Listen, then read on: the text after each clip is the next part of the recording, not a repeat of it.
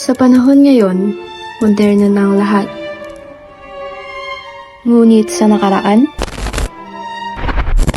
kakaiba ang kwento ng mga bagay rito.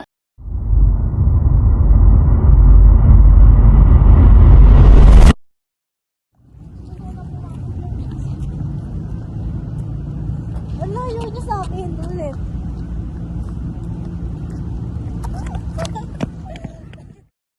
Isang magandang araw dito sa National Museum of Anthropology, sisilipin natin ng iba't ibang artifacts tulad ng palayok at burial jars na may mahalagang papel sa ating kultura.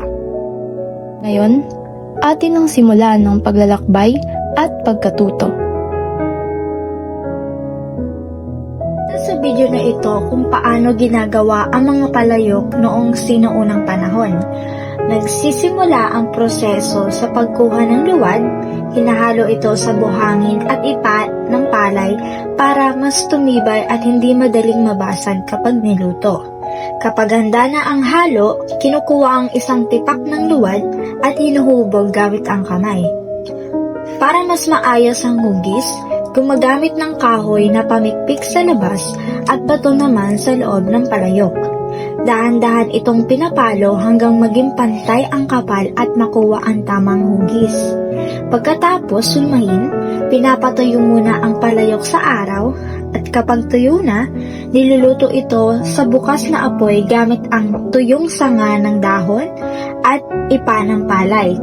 Sa prosesong ito, mas nagiging matibay at matigas ang palayok. Pinapakita ng prosesong ito na kahit simple ang gamit noon, may husay at tiyaga ang mga sinaunang Pilipino sa paggawa ng kanilang mga kagamitan. Ngayon, dumako naman tayo sa mga palayok na makikita natin sa Museum of Anthropology. Isa rito ang earthenware anthropomorphic head o maitom jars mula sa Maitom, Sarangani.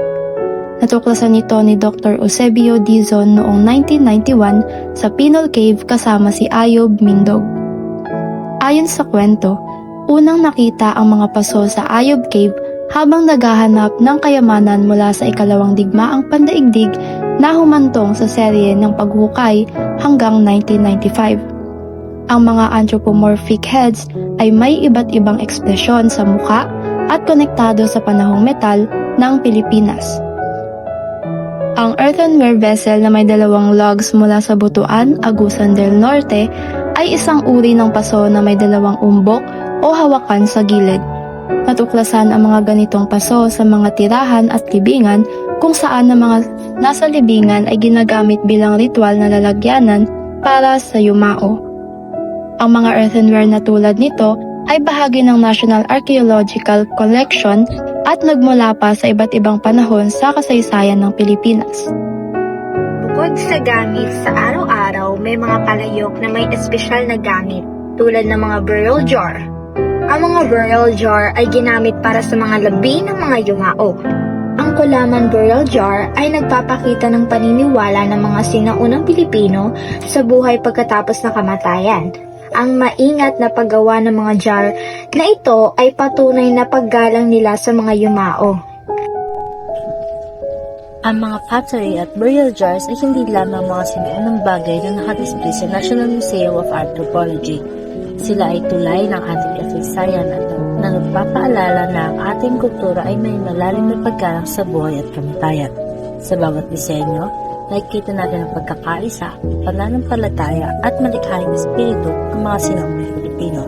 Kaya bilang kabataan ngayon, tungkulin natin ang pagpatuloy ang pagpapahalaga sa ating kasaysayan.